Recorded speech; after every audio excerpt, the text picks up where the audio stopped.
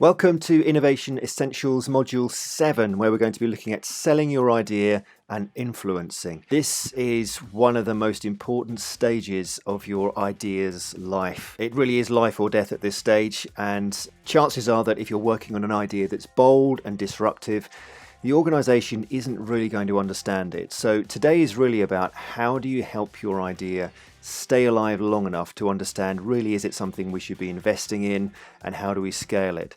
So first, let's just recap on what we covered in the last session, which was experimentation, and really started with the idea that if you're going to be pursuing bolder, more disruptive ideas, we have to get to grips with the reality that failure is unavoidable. And organizations like Google and many others now are starting to get hold of that truth and to say, if it's unavoidable, if over 90% of our ideas that are in the bold category are going to be wrong, what can we do to increase our ability to be really great at failing well, failing smartly, learning really efficiently what to stop working on so that we can optimize our spending on what is going to work moving forward. We looked at finding your ideas' leap of faith assumptions in 3 areas. So what are the things that could cause your idea to fail? Let's find those out really fast, and then let's run some experiments on those assumptions. Before we spend any time or money or resource developing the idea, let's test the assumptions that have to be true in order for the idea to work. And let's do that quickly so that we can lower the stakes of experimentation and innovation. And then finally, we looked at the stages of running an experiment, which we followed up with some examples. So if you haven't watched Module 6, please, of all of the 8, I would recommend that you watch that one. It's probably got the tools in there that are going to help you make most progress with innovation, particularly because when you're working with bold ideas, experimentation is the way to lower the risk, lower the stakes, and it makes everybody feel more confident about backing your idea into the future. So today we're going to be looking at the next stage. You've got your idea, it's starting to show some promise in perhaps early stages, but now you need to get the attention of the organization. So we're going to look at how do you sell your idea and how do you influence through the organizational journey. So just a reminder, there's no real marker on this one. We're kind of somewhere between testing and scaling. We're still trying to figure out, is this an idea that makes sense? So today we're going to look at 3 things. The first is what I'm calling the campaign manager mindset. Now, the reality is that your idea probably proposes a different version of the future to the one that the status quo is anticipating.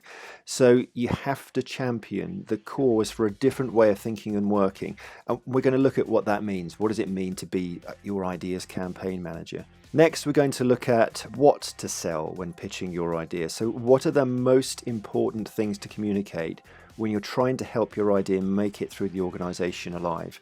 And then we'll look at how. So what experiences do you need to create for people so that they can engage with your idea most effectively, and really importantly, to be able to give you accurate feedback? Because if people don't really fully understand your idea and you're asking for feedback, the feedback they give you is not going to be very helpful. So how do we navigate that?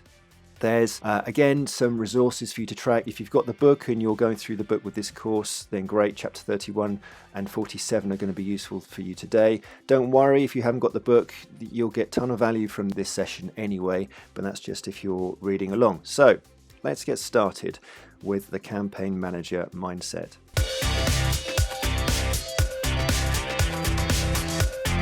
Now, depending on how disruptive your idea is, the chances are that it is probably going to fail for 2 reasons.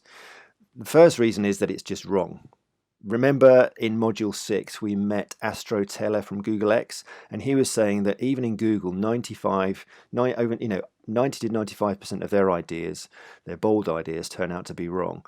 So you just might have an idea that's wrong, and we know we've got to play the numbers, and many ideas in this category will be wrong, so you've got to be prepared for that. The other thought, though, is that your idea might be good for the future of the company, but when you're pitching your idea, that's only half of what people are hearing. Other people's minds are jumping ahead to the implications of your idea. And if your idea succeeds, what else in the current organization is going to need to change? And could that create pain for people in their lives? And whether that's a simple inconvenience of having to do something in a new way, or actually is it a threat to their job or their division or a product that they care deeply about or are rewarded for? Now, because your idea proposes a different version of the future to the one that the status quo is anticipating, you have to be the champion for the new way of thinking and working, not just of the product. So that means, I think, that you have to be a campaign manager for your idea. You're not just the originator of the idea. You have to be thinking about being the one responsible for making it succeed as far as you can all the way through.